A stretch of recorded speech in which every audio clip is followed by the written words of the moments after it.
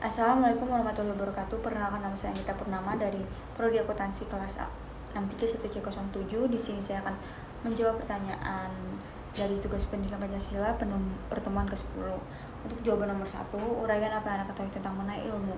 Ilmu atau pengetahuan adalah seluruh usaha sadar untuk menyelidiki, menemukan, dan meningkatkan pemahaman manusia dari berbagai segi yang dibatasi agar dihasilkan rumusan-rumusan yang pasti.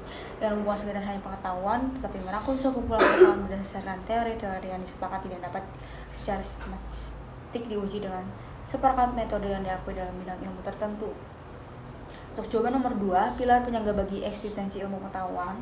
Dan di sini itu yang pertama itu ada pilar epistemologi, selalu menyangkut problematika tentang sumber pengetahuan, sumber kebenaran, cara memperoleh kebenaran, kriteria kebenaran, proses, sarana, dan dasar-dasar kebenaran, sistem, prosedur, strategi, dan pengalaman epistemologis dapat memberikan sumbangan bagi kita. Yang pertama itu sarana legitimasi bagi ilmu, menemukan keabsahan disiplin ilmu tertentu. Kedua, memberi kerangka acuan metodologis pengembangan ilmu. Yang terakhir itu adalah mengembangkan keterampilan proses. Pilar aksiologi itu selalu berkaitan dengan problematika pertimbangan nilai-nilai etis, ilmu etis, moral, religius dalam setiap penemuan, penerapan atau pengembangan ilmu. Dan pengalaman aksiologis dapat memberikan dasar dan arah pengembangan ilmu, mengembangkan etos keilmuan seorang profesional dan ilmuwan. Untuk jawaban nomor 3, prinsip-prinsip berpikir ilmiah. Yang pertama ada objektif, rasional, logis, metodologis, dan sistematis. Untuk jawaban nomor 4, aspek penting dalam ilmu pengetahuan di sini ada aspek fenomenal, menunjukkan bahwa ilmu pengetahuan mewujudkan atau memanifestasikan dalam bentuk masyarakat, proses, dan produk. Kedua itu ada aspek struktural, menunjukkan bahwa ilmu pengetahuan di dalamnya terdapat unsur-unsur sebagai berikut. Yang pertama itu ada sasaran yang dijadikan objek untuk diketahui. Objek sasaran ini terus-menerus dipertanyakan dengan suatu cara metode tertentu tanpa mengenal titik henti. Untuk jawaban nomor 5, selain memiliki kekayaan alam yang menakjubkan, Indonesia juga sangat kaya akan suku bangsa, budaya, agama, bahasa, dan ras.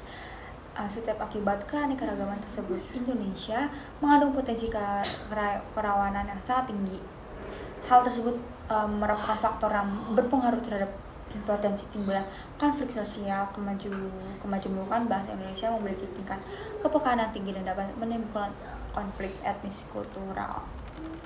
Untuk jawaban nomor 6, di sini ada jenis-jenis pemahaman, yaitu sebagai berikut. Setiap ilmu pengetahuan dan teknologi atau IPTEK yang dikembangkan di Indonesia harusnya tidak bertentangan dengan nilai yang terkandung dalam Pancasila.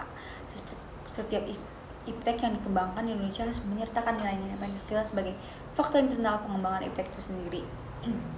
Dan ada nilai-nilai Pancasila berperan sebagai rambu normatif bagi pengembangan IPTEK di Indonesia. Dan untuk jawaban nomor 7, Pancasila itu disebut sebagai sumber nilai, kerangka, berpikir, serta azas moralitas bagi pembangunan IPTEK, karena pada hakikatnya Pancasila itu pembangunan nasional mengandung arti bahwa segala aspek pembangunan harus mencerminkan nilai-nilai Pancasila.